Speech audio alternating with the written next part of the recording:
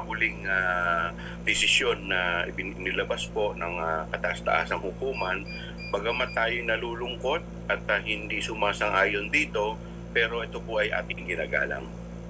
Opo. Sir, may mga nagsasabi na nagkaroon ng judicial overreach. Kumbaga, wala sa mandato ng Supreme Court yung desisyon, yung mga ilan doon sa mga deklarasyon nila sa impeachment ruling.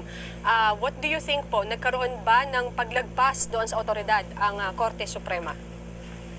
Alam po ninyo, hindi po natin masisisi yung mga legal experts sa kanilang pong ganitong klaseng komento, dahil kung titingnan po ninyo sa kanilang desisyon, may mga ilang alituntunin po na isinaan sila na wala naman po sa kasalukuyang rules o house rules.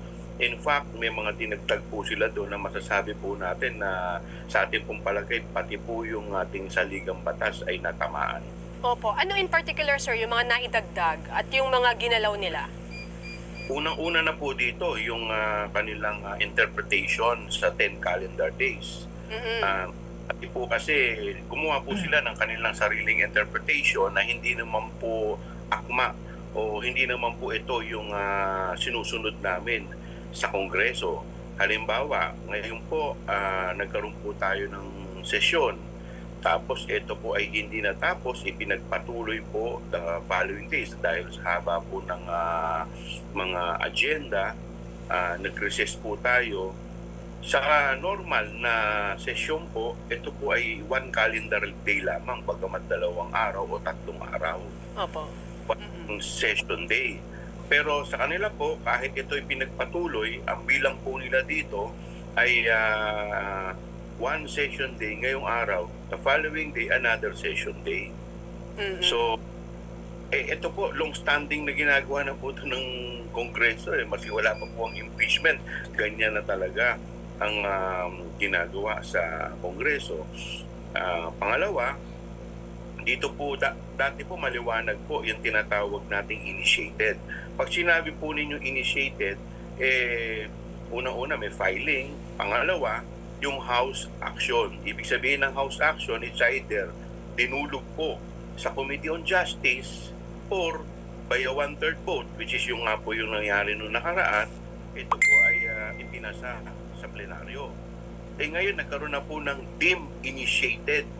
Ibig sabihin, pag hindi na-actionan within 10 session days, deemed initiated na. Nawala naman po sa kasalukuyang rules at basis. Yun yung mga reaction nila sa nangyaring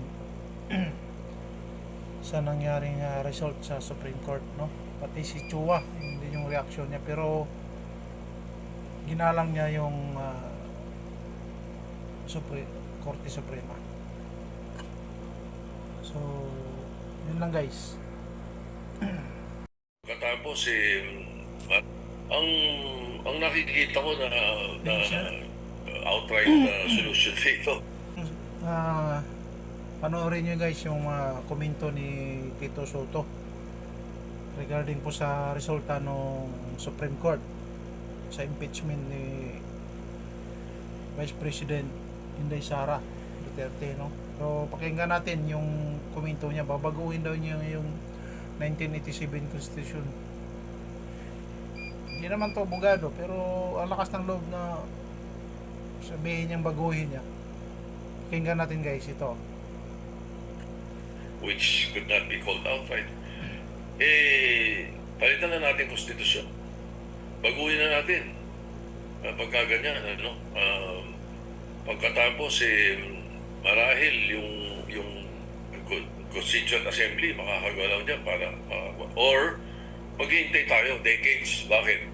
Kailangan ma-retire na muna itong mga Supreme Court Justices na ito para magbago kaisipan. Kasi unanimous, wala man lang dissenting opinion, wala man lang opinion otherwise na meron sinabi na ganito, kaya ako bumoto, explanation, wala man lang So, nakakapagtaka baka nga it will take years, mga retirement, bago tayo sana makakilos at mailagay natin uli sa lugar sa konstitusyon. Kung hindi nila simple, pero pagka ganyan ang usapan, payag na ako.